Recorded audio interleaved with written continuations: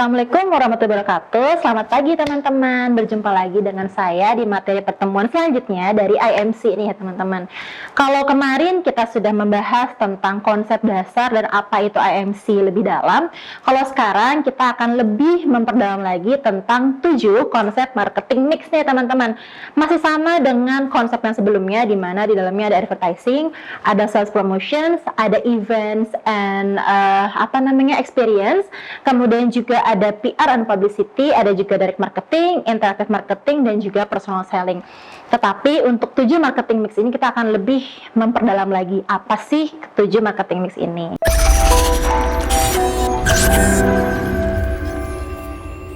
Yang pertama, kita punya advertising. Mungkin di pertemuan sebelumnya kita sudah pernah membahas tentang advertising. Kalau advertising ini lebih kepada iklan, kalau bahasa Indonesianya ya. Bagaimana kita sebagai seorang marketer atau public relations di sebuah perusahaan saat kita akan melakukan penjualan, kita harus melakukan pengiklanan atau aktivitas iklan seperti itu. Aktivitas iklan ini sekarang sudah lebih modern ya teman-teman ya. Tidak hanya dari segi digital aja, tapi juga bisa melalui sarana promotions lainnya seperti flyer ataupun misalnya kita billboards ya. Kalau dulu sarana iklan menggunakan billboards itu dianggap hal yang wah dan keren karena itu termasuk sarana pengiklanan yang mahal ya, karena kan kalau kita mau sewa billboards itu membutuhkan dana yang tidak murah teman-teman. Tapi kalau sekarang sarana advertising atau pengiklanan ini sudah banyak banget dan sudah masif sifatnya, bisa menggunakan sarana sosial media bahkan offline seperti itu. Nah, yang kedua adalah dari segi sales promotions. Masih sama dengan advertising, mungkin dari namanya sales promotions. Kalian pernah denger nih teman-teman, kalau misalnya kalian datang ke suatu mall atau ke suatu tempat, mungkin kalian pernah nih didatengin sama mbak-mbak SPG yang cantik-cantik ya kan. Apalagi yang cowok-cowok nih, biasanya kalau lagi duduk tiba-tiba, "Mas, mau coba nggak produk kita?" Nah, itu salah satu contoh dari sarana sales promotions, di mana yang dilakukan oleh mbak-mbak cantik ini adalah memperkenalkan produknya sambil menjual produknya. Syukur-syukur kalau Mbak cantik tadi berhasil menjual 1-5 produk, tetapi dalam jangka panjangnya mungkin kalian tertarik untuk melakukan repeat order atau repeat purchasing seperti itu. Ini merupakan suatu hal yang menjadi suatu hal yang positif atau menjadi nilai lebih bagi seorang sales promotions tersebut. Nah, yang ketiga dan selanjutnya kita masih punya yang namanya events dan experience, atau yang sebelumnya kita bahas adalah events dan sponsorship teman-teman. Kalau misalnya di kampus gitu kan, kalian sedang melakukan suatu kegiatan misalnya berbau kemanusiaan gitu, apalagi sekarang lagi era pandemi ini teman-teman ya. Nah, kalian melakukan misalnya kegiatan online gitu kan, dimana kalau kegiatan online kan sponsornya juga nggak mungkin datang secara bareng gitu kan. Mungkin sponsornya bisa dengan melakukan yang bersangkutan atau narasumbernya itu mau menjadi pembicara secara volunteer misalnya seperti itu. Itu salah satu jenis sponsor, tetapi lebih ke personal ya, bukan sifatnya barang seperti itu. Ada juga misalnya sponsor yang berupa memberikan produk, misalnya produk yang bisa dicoba untuk kita seperti makanan atau minuman misalnya. Tapi kan kalau di era pandemi ini masih agak dibatasi teman-teman ya. Mungkin caranya adalah dengan memberikan saldo OVO atau GoPay, bisa seperti itu. Nah, untuk event-event di era pandemi ini memang kita harus lebih selektif ya teman-teman, karena tema yang diangkat pun harus sesuai dengan pandemi seperti sekarang ini gitu kan. Misalnya tema yang diangkat adalah lebih kepada kemanusiaan, atau misalnya tema yang diangkat lebih kepada pendidikan. Bagaimana sih kita nih, pasti kan kalian nih seorang mahasiswa tuh pasti bosen ya untuk selalu berada di rumah dan belajar tatap mukanya online terus. Kan pasti kalian pengen nih sekali-kali datang ke kampus, ketemu dosennya langsung, bertatap muka secara offline gitu. Nah, mungkin ini bisa menjadi ide bagi kalian, bagi yang ingin membuat sebuah event tetapi bingung eventnya apa ya, kita lagi era online seperti ini, tapi saya ingin agar peserta online-nya juga banyak seperti itu. Nah, ini merupakan salah satu bentuk kreativitas kalian sebagai seorang IMCer atau marketer untuk bisa membangun relasi yang baik gitu kan dengan semua orang, sehingga orang pun akan tertarik untuk ikut ke event kalian, seperti itu.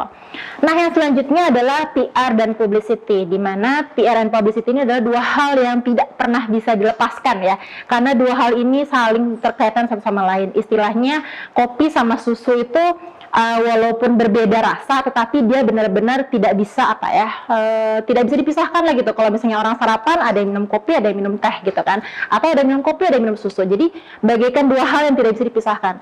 PR dan publisitas sama halnya seperti itu, dimana kalau kita sebagai seorang PR itu pasti harus melakukan publisitas, teman-teman, sehingga masyarakat itu pun tahu apa sih yang kita jual, apa sih yang sedang dibuat oleh perusahaan kita, apa sih event yang akan datang di perusahaan kita, dan lain sebagainya. Seperti itu.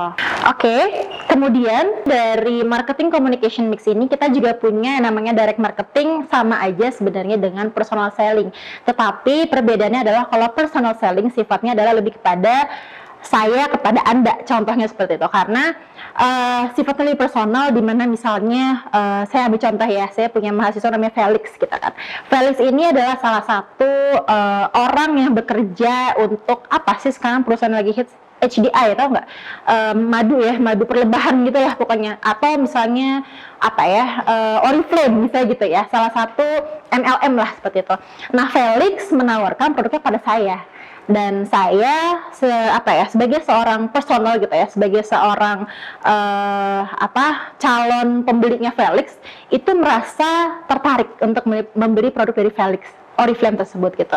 Sehingga saya yang tadinya merasa apaan sih produk ini nggak jelas deh, aman nggak sih produk ini untuk digunakan, untuk dipakai dan lain sebagainya, Felix sebagai seorang personal seller nih kepada saya berusaha untuk meyakinkan, enggak kok Bu, produknya bagus, produk kita menggunakan bahan-bahan yang alami dan lain sebagainya, sehingga saya sebagai calon konsumennya Felix itu merasa oke, saya percaya nih kayaknya produknya bagus, karena memang perusahaan ini sudah ada misalnya di Indonesia sejak 50 tahun yang lalu dan lain sebagainya, sehingga itu menjadikan poin penting bagi saya calon konsumennya Felix untuk oke, saya mau menggunakan produknya Felix karena memang ada nilai lebih dari perusahaan Felix, dan karena memang Felix cara dia menyampaikan kepada saya produknya itu sangat menarik, sehingga saya tertarik untuk menggunakan produk tersebut. Itu dari segi personal selling ya teman-teman ya.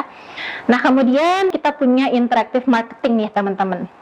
Interactive marketing ini tadi mungkin kita pernah ngebahas tentang happy call atau tokebi ya.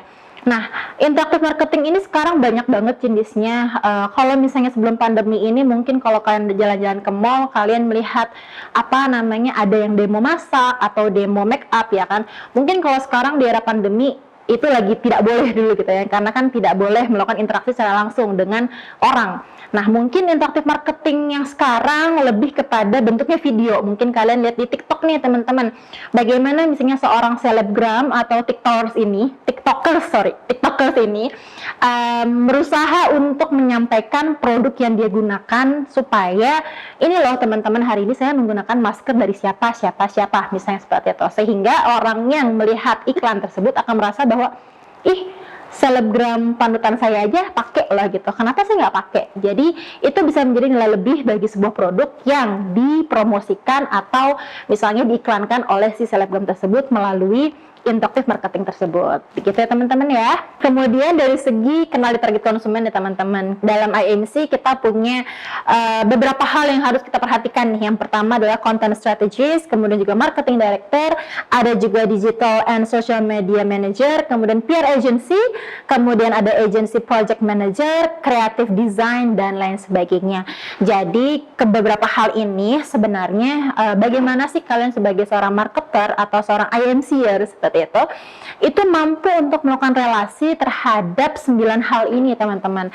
Karena gini ya, saat misalnya kalian melakukan relasi atau berinteraksi dengan suatu divisi, misalnya let's say divisi PR agency ya, kita sebagai seorang PR atau IMCer yang saya katakan, kita berkomunikasi dengan PR agency untuk menentukan tema apa sih yang mau kita buat untuk iklan kita misalnya gitu, atau misalnya target sasaran siapa sih yang akan kita buat untuk produk kita seperti itu. Jadi kita memang benar-benar harus membuat relasi yang baik dan bagaimana cara berkomunikasi yang baik dengan mereka, sehingga mereka merasa bahwa perusahaan ini enak loh diajak kerjasama. saya berkomunikasi dengan si A dari perusahaan A, ini enak banget loh, orangnya bisa diajak kerjasama, orangnya juga interaktif, orangnya juga humble dan lain sebagainya. Sehingga kita sebagai seorang IMC itu harus mempunyai sisi kepiaran lah gitu, dimana kita tidak hanya jago jual tapi juga kita harus jago ngomong kayak gitu. Nah, ngomongnya juga bukan ngomong yang asal sembarang ngomong ya teman-teman,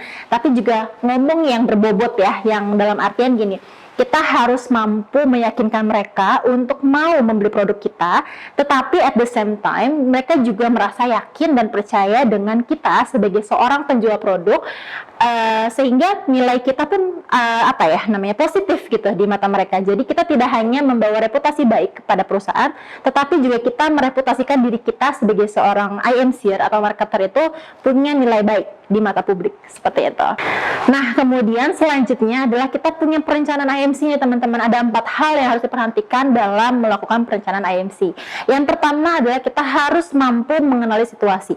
Mengenali situasi di sini adalah bagaimana kalian sebagai seorang marketer itu mampu melihat situasi dan kondisi. Misalnya di era pandemi sekarang itu kan sudah pasti berdampak banget nih bagi perusahaan besar. Jangankan perusahaan besar, UMKM aja banyak yang kolaps gitu teman-teman ya.